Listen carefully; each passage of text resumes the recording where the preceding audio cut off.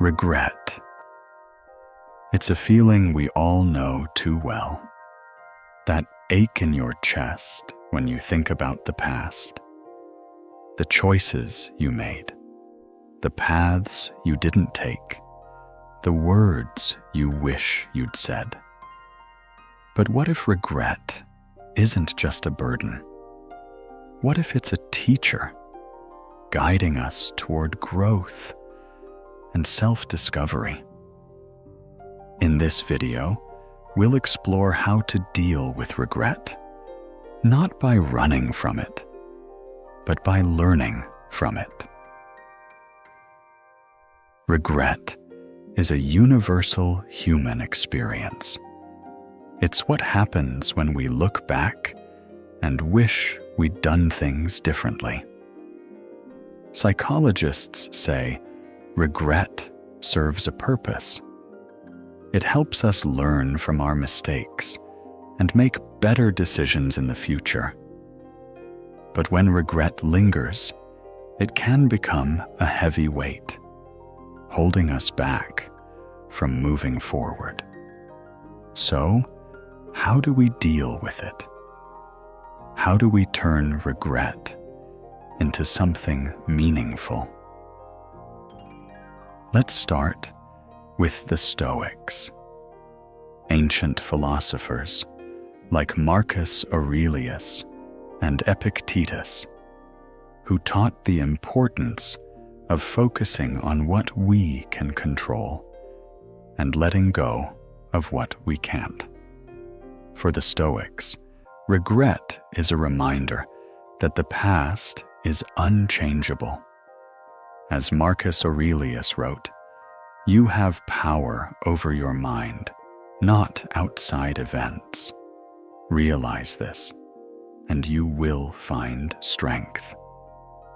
The key is to accept the past, learn from it, and focus on the present moment. But is acceptance enough? Or do we need to take action to heal? In Buddhism, regret is seen as a form of attachment, a clinging to the past that causes suffering. The Buddha taught that true peace comes from letting go of these attachments and living mindfully in the present. One way to do this is through self-compassion. Instead of punishing ourselves for past mistakes, we can treat ourselves with kindness and understanding. But how do we let go of regret when it feels so deeply rooted? Modern psychology offers practical tools for dealing with regret. One approach is reframing, changing how we think about our past mistakes. Instead of seeing regret as a failure, we can view it as a sign of growth. It shows that we care, that we're capable of reflection, and that we want to do better. Another tool is self-forgiveness. By acknowledging our mistakes, taking responsibility, and making amends where possible, we can release the grip of regret. But what if the regret is too big to reframe?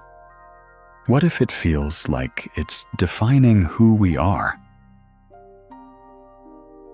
Existentialist philosophers like Jean-Paul Sartre and Soren Kierkegaard believed that life is inherently uncertain and that we're free to make our own choices, even if those choices lead to regret. For them, regret is a natural part of being human. It's a sign that we're alive, that we're trying, and that we're learning. As Sartre wrote, man is condemned to be free.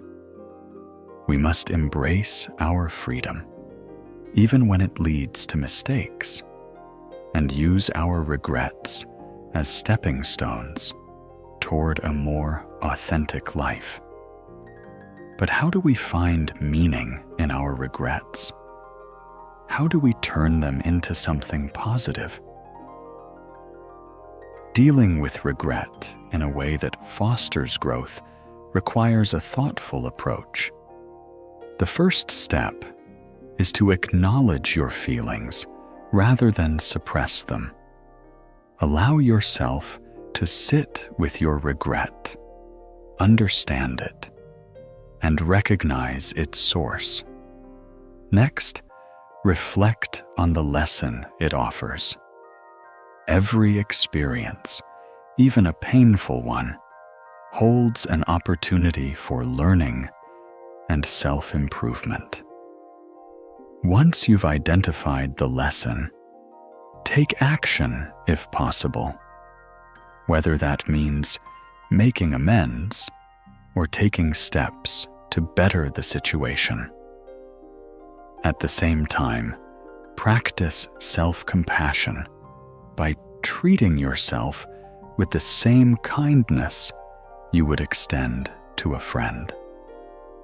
Lastly, shift your focus to the present and use your regret as motivation to live more intentionally. Remember, regret does not define you. It is merely a chapter in your story, one that can lead to growth, wisdom, and a deeper understanding of yourself.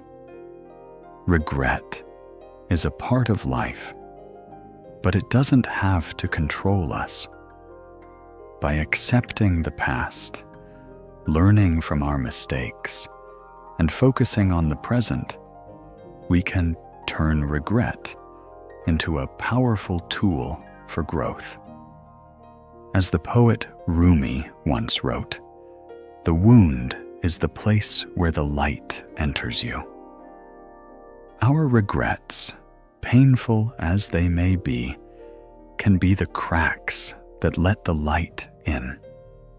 The light of wisdom, compassion, and a deeper appreciation for life. So, what's one regret you've learned from? How has it shaped who you are today?